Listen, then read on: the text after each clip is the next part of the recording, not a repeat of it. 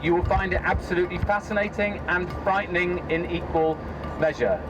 In London, there's a tour for every taste. But this is one sightseeing bus with an eye-opening political agenda.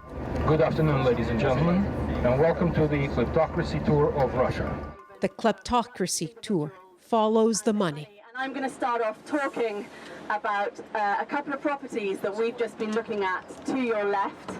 And in this edition, the wealthy Russian oligarchs close to Vladimir Putin who allegedly hide their ill-gotten fortunes in some of London's priciest real estate. This isn't a tour of the London you and I know, the London of famous bridges, Buckingham Palace, and Big Ben. The landmarks here are multi-million-dollar mansions and apartments, like 2 flats at number 4 Whitehall Court, where the tour begins. We believe that they are owned by Igor Shuvvalov, who is the Russian first deputy prime minister. A high-ranking politician in Russia whose annual income is supposedly about £112,000 a year. So it would take him 76 years to save up all his salary, not spending a single penny to afford that property. Now you have to ask, where did that extra money come from? It certainly raises suspicions. Long-standing suspicions. But it was just one day after the Prime Minister said it was highly likely Russia was behind the nerve agent attack in Salisbury when the tour organizers sent out invitations. Why do Putin allies flock to London?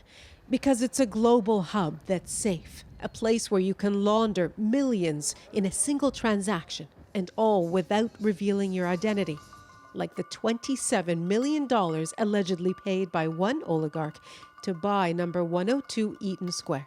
So we're on our way to Eaton Square, which is often known as Red Square. Red Square because so many Russians own apartments here. This journalist and author also calls this city Londongrad. Russian oligarchs love buying property in the most prestigious areas of London, which they regard as the sort of epicenters of the British establishment. If you push them outside of the Western world to which they are accustomed, I think the foundations for autocracy and corruption in Russia will be heavily undermined. So we have a mood of chill between London and Moscow. There are hints the government may be considering it. The Parliamentary Foreign Affairs Committee has planned hearings this week.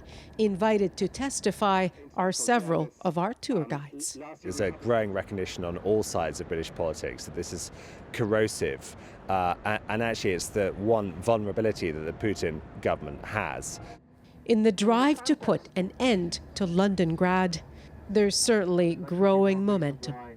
Nahlah, CBC News, London.